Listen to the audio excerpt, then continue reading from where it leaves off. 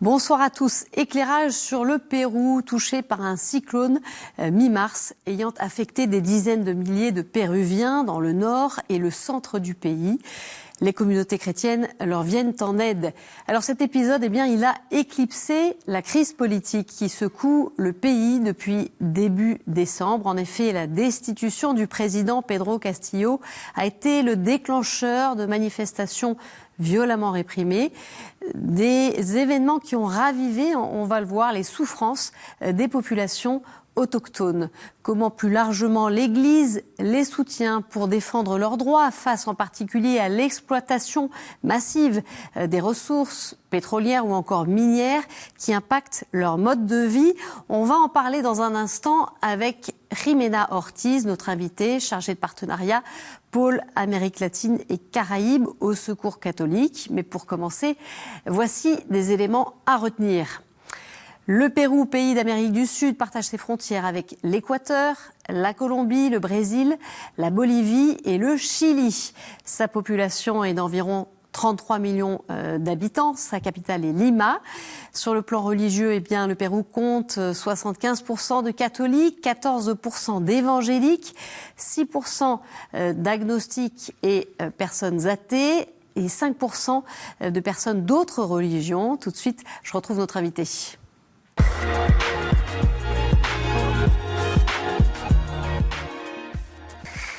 Jimena Ortiz, merci beaucoup de nous avoir rejoints. Alors, je précise que vos pays de mission sont le Pérou et la Bolivie pour le Secours catholique où vous travaillez depuis 2 ans. On va revenir sur cette actualité immédiate, ce cyclone qui est passé sur le Pérou mi-mars, qui a provoqué de fortes inondations, en particulier sur la côte nord du pays et dans la région de Lima. Environ 46 000 personnes ont été impactées. Les paroisses et congrégations se mobilisent pour venir en aide aux personnes dans toutes les zones touchées. Avec un exemple à Valle Sagrado, dans la province de Huarochirí, au centre du pays. Dans cette zone, près de 400 familles se retrouvent en difficulté après le passage de ce cyclone. Sœur Jacinta Morton, irlandaise, membre de la congrégation de la Charité de Notre-Dame d'Evron, nous raconte. On en parle juste après. The huaico ha arrastrado todo en su camino, hasta las casas, los tanques de agua, banquitos, todo. Algunas personas aquí en el valle han perdido todo. Algunas están viviendo ahora en carpas con Caritas, en nuestra congregación, en otras amigas. Trata de ayudar a la gente con alimentos, agua y ropa. Trata de ayudar con materiales, con calamina, listones, cemento, para reconstruir sus casas. Hasta ahora estamos pasando casa a casa, tomando nombres y sus necesidades. Sábado en la noche, yo fui arriba en los jardines, uno de los sectores más afectados, para hacer una oración con la gente, para dar gracias por sus vidas.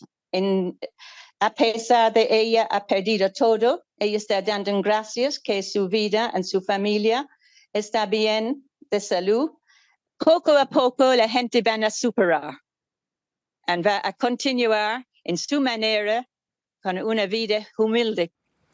Voilà ces images qui sont assez marquantes et puis on voit les aides très locales avec des congrégations religieuses qui viennent prêter main forte aux habitants. C'est un phénomène assez inhabituel ce cyclone. Exactement, Oui. C'est un phénomène inattendu.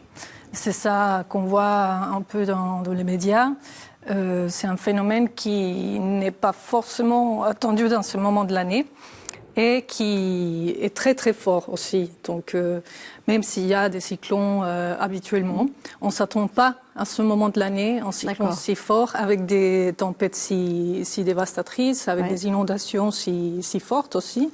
et des dégâts énormes. Il y a eu déjà une soixantaine de personnes décédées à cause de ces phénomènes naturels et aussi à peu près 12 000 personnes victimes de ces inondations. Ça illustre aussi ce qu'on voit, un effet direct du changement climatique, là. Exactement. Ça montre aussi comme le climat en général est en train de changer et qui emmène aussi à des phénomènes de ce type, des phénomènes inattendus, des phénomènes avec des effets plus forts qu'auparavant, et aussi qui montre la manque malheureusement de planification de la part des gouvernements face à ces situations inattendues, face aux effets des dérèglements climatiques.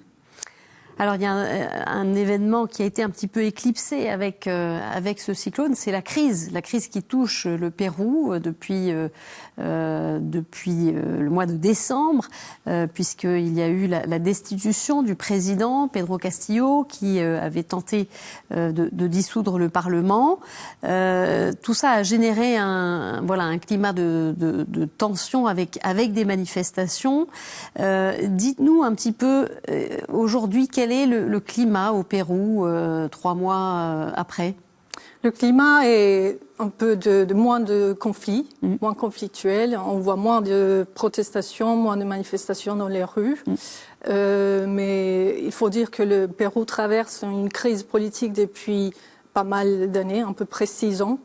Il y a eu une suite des présidents qui n'ont pas réussi à finaliser leur terme et qui fait aussi qu'il y ait une crise de représentativité puisqu'en général les protestations se sont continuées, se sont beaucoup aggravées à cause de cette manque de représentativité de la part des gens qui manifestaient. Le point de départ, qu'est-ce que les Péruviens justement réclamaient? Pourquoi est-ce qu'il y a eu cette colère en fait de la part du pays? Oui, on voit qu'en décembre, c'était le début de cette suite de protestations qui ont eu déjà un pic, disons, de tensions et de répression, comme vous disiez tout à l'heure. Il y a aussi un phénomène qui s'est déclenché, je dirais, depuis une certaine période de frustration à cette crise continue, systématique. Il y a aussi une certaine mépris de ce qui est le système politique et un peu le mécontentement contenu qui, face à ces situations conjoncturelles de la démission de Pedro Castillo et tout ce qui s'est suivi après avec le Parlement, les gens se sont dit on a déjà assez de toute cette instabilité politique, on ne respecte pas nos droits civiques et politiques, donc on sort dans les rues manifester. Qu'est-ce qui a manifesté? Est-ce que c'est le tout venant? Voilà, qui étaient les personnes dans les rues? On voit que c'était très spontané au début. Après, il y a eu notamment des peuples autochtones partout dans le pays qui ont beaucoup manifesté, des peuples paysans aussi. Et au sud du pays, c'était la mobilisation la plus forte, la mieux organisée aussi. Et c'était aussi des peuples autochtones. Alors c'est vrai que cette crise, finalement, médiatiquement ici, a eu peu de résonance. Est-ce que vous avez le sentiment que le Pérou passe un petit peu au second plan, médiatiquement, est un peu oublié aussi? Oui, j'ai un peu ce ressenti. Je dirais que c'est depuis quelques années, on voit que quand on parle de l'Amérique latine, on ne parle pas forcément des pays andins, du Pérou, de la Bolivie. Et il y a des situations qu'on veut bien, en tant que Secours catholique, et avec nos partenaires sur le terrain, visibiliser, vraiment montrer qu'il y a des attentes aux droits humains, par exemple, qu'il y a des situations de vulnérabilité des peuples autochtones. En général, il y a vraiment des situations que l'on voudrait qu'on puisse beaucoup mieux traiter dans les médias ici aussi. Alors, il y a eu donc effectivement ces violences qui ont fait 66 morts à ce jour.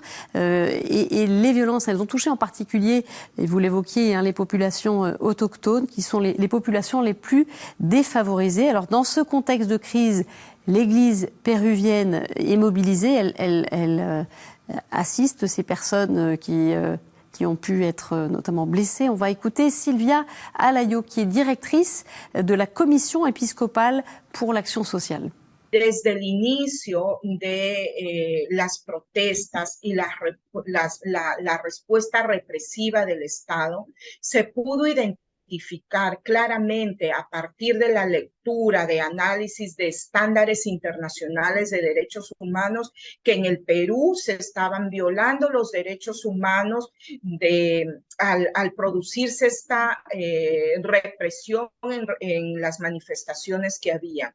Todavía ahora seguimos atendiendo a partir de las consecuencias que esto ha dejado. Por ejemplo, la cantidad de heridos que están en las regiones y que requieren venir a Lima por la situación precaria de los servicios de salud que hay en las regiones. Estamos atendiendo a nivel de ayuda humanitaria traslados de algunos enfermos a los hospitales aquí en Lima. Peut-être une réaction à cette intervention, voilà, donc l'Église qui aide même jusqu'à soutenir les blessés. Hein. Exactement. Oui, il y a une attention d'urgence, une attention humanitaire de ce type. Et ça se fait, ça continue à se faire après les protestations. Il y a, comme Sylvia vient de le dire, il y a des conséquences qui restent, qui se poursuivent malheureusement. C'est quoi justement les conséquences aujourd'hui ? On voit toujours des personnes qui sont hospitalisées, qui sont blessées dans les hôpitaux suite à ces protestations, qui ont été blessées par des balles parfois, ou dans des situations d'agression en train de courir, en train de manifester. On voit aussi, en tant que conséquence, les conséquences de justice.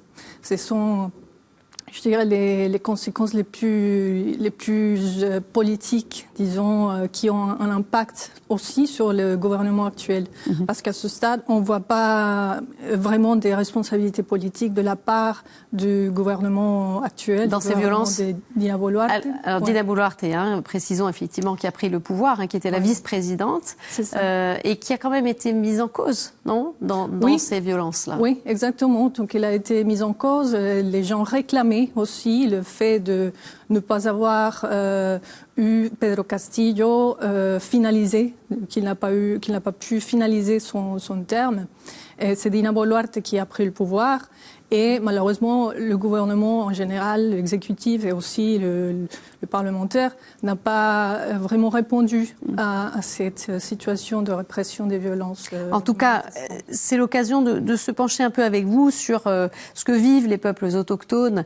Et voilà, dans un pays qui est très, très fracturé socialement, il y en a 55, on voit ces chiffres, hein, 55 peuples dans la région, dans le pays, avec 51 qui se trouvent dans la région amazonienne et 4 peuples autochtones dans les Andes.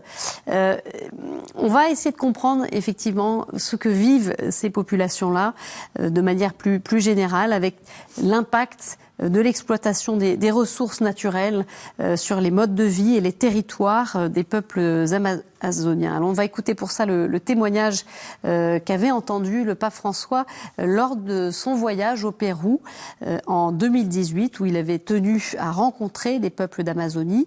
C'était à Puerto Maldonado, au sud-ouest du pays. Francisco. Pape François, nous, les natifs de l'Amazonie du Pérou, nous sommes les survivants de beaucoup de cruauté et d'injustice. Nos frères indigènes de différentes régions d'Amazonie souffrent à cause de l'exploitation de nos ressources naturelles. Actuellement, beaucoup d'étrangers envahissent nos territoires. Les bûcherons, les chercheurs d'or, les compagnies pétrolières, ceux qui creusent des tranchées pour ouvrir des chemins de ciment. Ils pénètrent dans nos territoires sans nous consulter. Et nous allons beaucoup souffrir et nous allons mourir quand les étrangers vont perforer la terre pour récolter l'eau noire métallique. Nous allons souffrir quand ils vont empoisonner et polluer nos rivières, transformer en eau noire de la mort. Voilà, on entendait ce témoignage très fort de cette personne auprès du pape. Dites-nous très concrètement, comment est-ce que l'Église est mobilisée auprès des peuples autochtones au Pérou ? L'Église se mobilise en accompagnant ces populations autochtones partout dans le pays, notamment en Amazonie. L'Église travaille en réseau avec d'autres partenaires d'Église et des mouvements de la société civile dans le pays. On accompagne aussi ces acteurs d'Église qui travaillent dans la région amazonienne notamment, mais dans d'autres régions.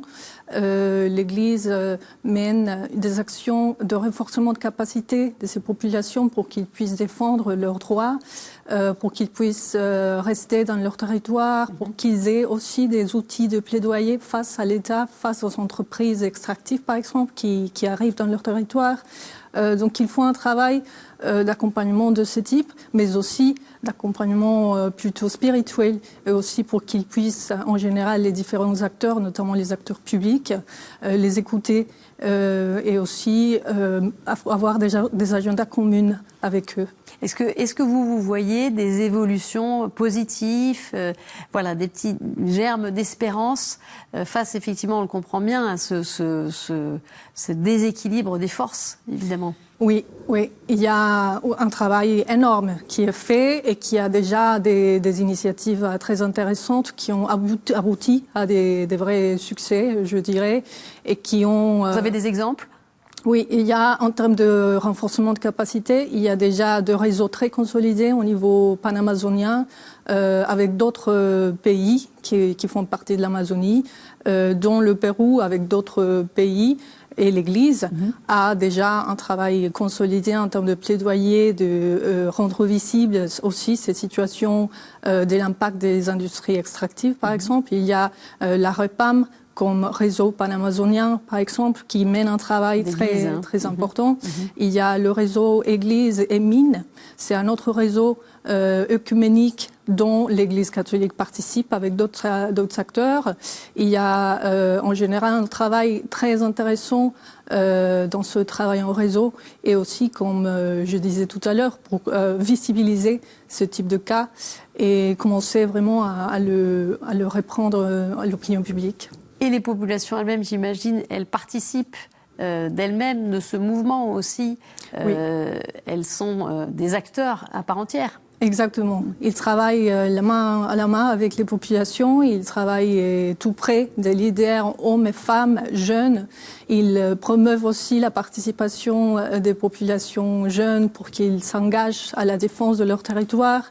Et l'Église a un travail très fort aussi dans le FOSPA, par exemple, le Forum social panamazonien, qui est une dynamique systématique, disons, régulière de défense de ce qui est l'Amazonie, et un événement qui se fait tous les 2 ans, où il y a une rencontre des mouvements sociaux, d'églises et de sociétés civiles, de peuples autochtones eux-mêmes, qui participent et qui se rencontrent pour travailler les différents sujets liés à la défense de l'Amazonie.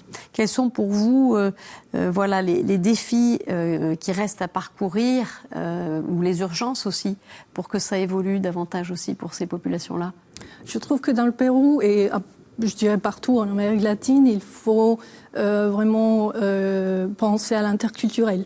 C'est-à-dire penser à une manière de voir les différents pays avec toutes ces différentes identités et comment ils contribuent à la façon de se faire un pays, c'est-à-dire de voir la diversité comme un atout et pas comme quelque chose vraiment qui est difficile à gérer.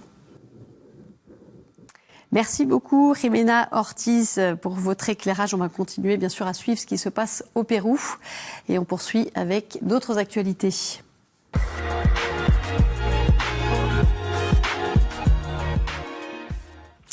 En Ukraine, les moines de la Lorde des Grottes de Kiev n'ont pas quitté leur monastère, et ce, malgré la résiliation du bail qui était prévu le 29 mars, comme l'avait annoncé le gouvernement ukrainien.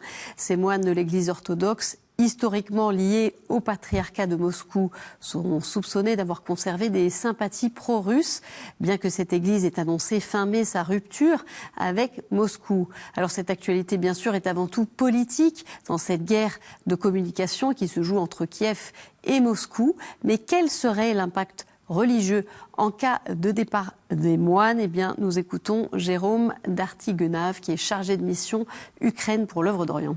Le Vatican a exprimé son souci qu'il n'y a pas atteinte aux lieux de culte, donc la vigilance à avoir, et il a affirmé très fortement que les lieux de culte doivent être préservés.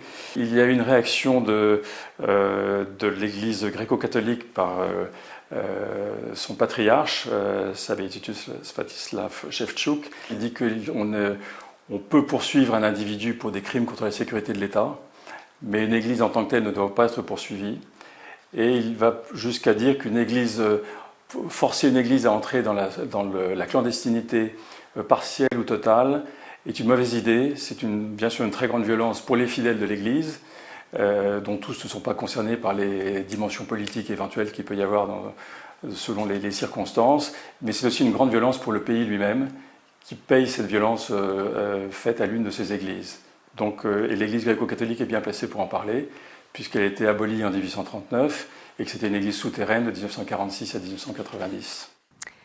Au Mexique, un incendie survenu le 28 mars dans un centre de détention à Ciudad Juárez, qui se trouve dans le nord du pays, à la frontière des États-Unis, a fait 38 morts et plusieurs blessés. Des migrants ont allumé l'incendie avec des matelas dans un mouvement de protestation contre leurs conditions de détention. Ciudad Juárez est l'une des villes frontalières d'où de nombreux migrants sans papier cherchent à gagner les États-Unis pour demander l'asile. Selon l'évêque d'El Paso, Monseigneur Mark Seitz, cette tragédie doit servir comme un appel à aider les migrants en détresse à la frontière. Depuis 2014, en effet, environ 7661 migrants sont morts ou ont disparu au cours de leur périple vers le territoire américain, d'après l'Organisation internationale des migrations. Quelques 200 000 personnes tentent chaque mois de traverser la frontière entre le Mexique et les États-Unis. Tout de suite, c'est la chronique du Monde.